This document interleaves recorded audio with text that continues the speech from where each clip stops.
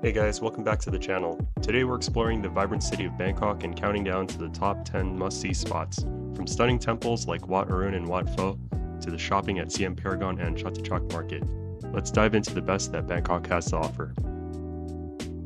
Right in the heart of the Grand Palace, you'll find the Temple of the Emerald Buddha.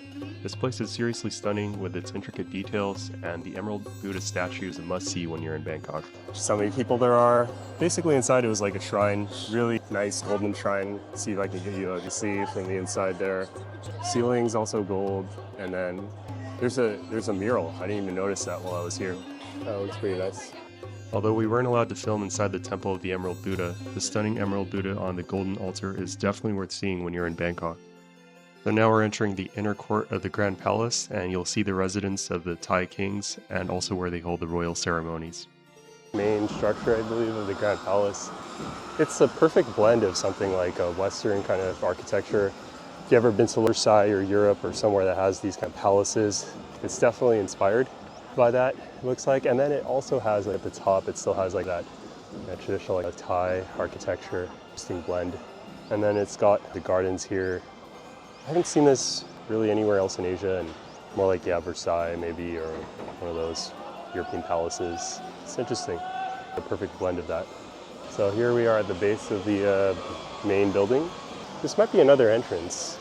Straight ahead, you can see just like a opening and then some vehicles maybe, a road. Here's more of the front facade of the building. You got the elephants here. And then you have the spires, and then on the side, perhaps a temple. Here's the other side of the Grand Palace. It's pretty cool. You can see skyscrapers in the background of modern Bangkok, and against this, older style of building. Now we head to Charoen Krung Road, which is Bangkok's oldest and most historic street. A friend recently opened up a matcha cafe and weed shop in the area. The cafe offers a cozy co-working space to get some work done and also get some matcha. I'll leave a link to the cafe and everything on this list in the description. Another cool place to check out in the area is Warehouse 30. They transformed an old industrial warehouse section into a vibrant space featuring art galleries, design shops, cafes, and a cinema.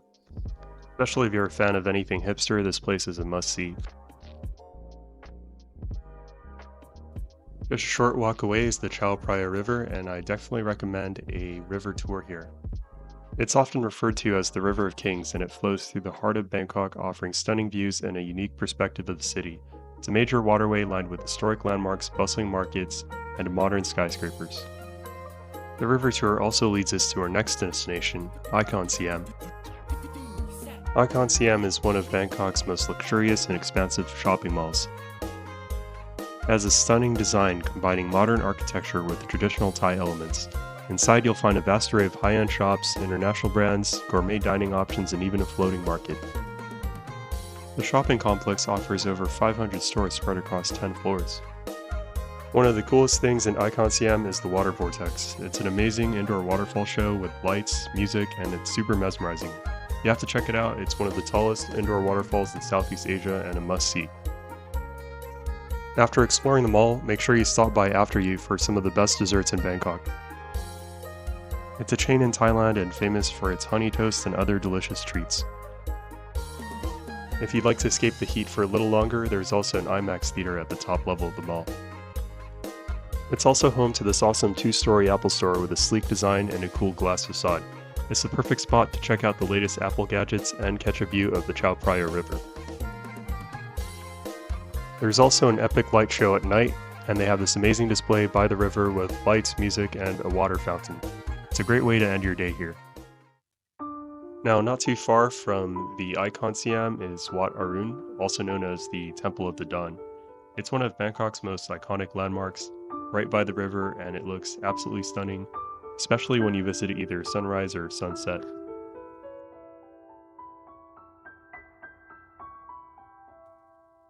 The main structure is the most eye-catching. It's decorated with porcelain and seashells, but around it there's also some smaller pavilions that have some cool statues and details to explore. Each building has its own unique vibe, making the place pretty interesting to check out.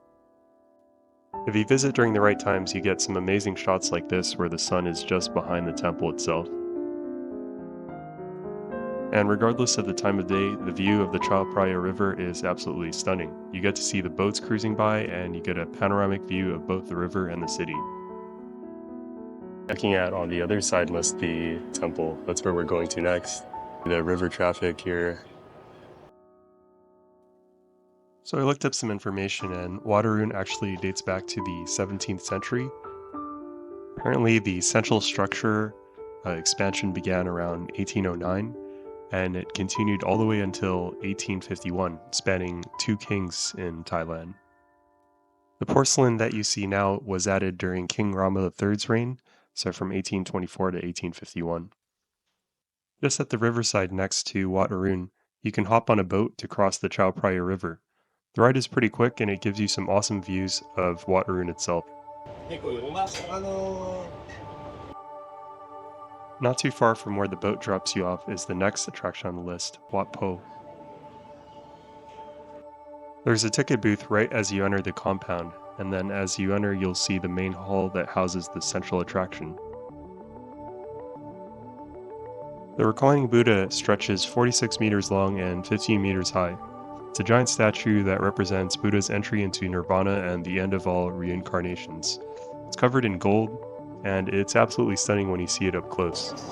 The soles of the feet are intricately decorated with mother-of-pearl inlays. And speaking of feet, just like many temples in Thailand, you'll have to take off your shoes before going in. The Reclining Buddha was commissioned by King Rama III in 1832. Wat Po is also one of the oldest and largest temples in Bangkok, with origins dating back to the 16th century. The temple complex was significantly expanded and renovated by King Rama I when Bangkok became the official capital in the 18th century. One of these inner courtyards of this temple. It's near Wat Pho. I'm not sure if it's Wat Pho or Wat Pho, but most people, I think when I came here last time, I just looked at the Buddha, the Reclining Buddha. Did not realize how spectacular this area is. It's even bigger than the Buddha area. I definitely would have remembered this if I came back last time. I wonder if it was closed or I just literally had no idea it was here. So I'm just walking around this structure just to see what's here. See, it's surrounded by 2 sets of gates, and then leads to a 3rd kind of gate, and then I'm pretty sure this place would be spectacular with the drone, but they've long outlawed that.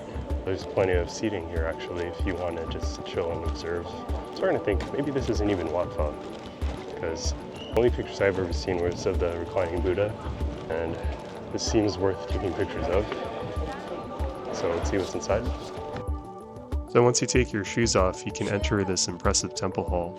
It's apparently called something like Pra Ubosat, or the Ordination Hall. And inside you'll see a stunning golden Buddha statue sitting on this tiered pedestal. Wat Po in general is known as a place of healing, so you can actually get a Thai traditional massage just outside this hall. After finishing in the temple hall, you can go across the street and grab a tuk-tuk. Besides temples, Thailand is famous for its markets, and perhaps none more famous than the Chatuchak weekend market. This is the largest market in Bangkok. It's so famous that it even has some international versions, such as one in Singapore. Currently, this place spans almost 35 acres, and it has 15,000 stalls, selling everything from clothes to accessories and antiques and art. The market got its start as a weekend market in the 1940s, but has since grown into a must-visit destination for both locals and tourists. Fortunately, we came towards the end trying to beat the heat, so a lot of stalls were closed, so if you do go here, recommend going earlier before sundown. However, luckily there were still a few stalls to pick from at night, and it's a good place to get some souvenirs for the friends and family back home. To get away from the city for a bit, you don't actually have to go too far, because Lumphini Park is located right in the heart of Bangkok. Spanning over 140 acres, the park features a beautiful lake, lush lawns, and plenty of pathways for a stroll or morning jog. It was created in the 1920s by King Rama VI and named after the birthplace of Buddha. You can rent paddle boats, and enjoy some outdoor aerobic classes, and simply relax and enjoy the park. There are also some indoor and outdoor fitness facilities for those looking for a workout. Arguably, the park's most famous residence is its monitor lizards. These are pretty impressive reptiles which can grow quite large, and they're often seen lounging by the lake or even swimming in it. They can slowly make their way through the park and onto paths, so they might be a bit intimidating, but they're generally harmless and keep to themselves.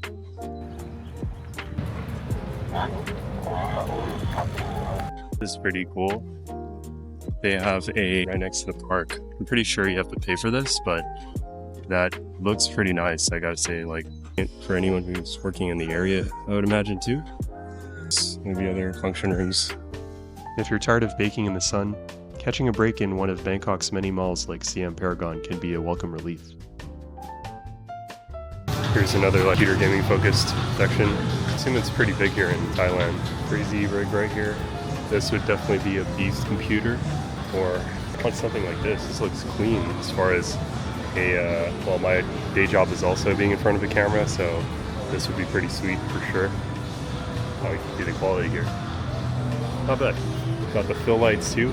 Maybe if I had enough space, put in a beast setup like this. Here's another space within the mall. Yep, pretty sure this space is for events. It's a spiral going all the way up there. And the presenter would be right there. See Siam Scape, and then Siam Square Center. You can see the BTS SkyTrain here, kind of making its way through the station. The mall's still pretty empty because it's not lunchtime yet. You can see some of the food options here in the mall. There's also a Dyson store here. I kind of vaguely remember this Rolls-Royce store 7 years ago. Maybe even this JBL store, I think I've been here before. Not that I've ever been in the market for a Rolls-Royce, but cool to see. Okay, that looks pretty cool though. And then you can see the Porsche dealership here. Yeah, really interesting that they kind of combine a mall with at least the high-end luxury car brands. This has been my top 10 spots in Bangkok. Do you agree with the list, or do you have your own favorite places in Bangkok? Drop a comment below and let me know. And if you enjoyed the video, please hit the like button and don't forget to subscribe for more travel adventures. See you in the next one.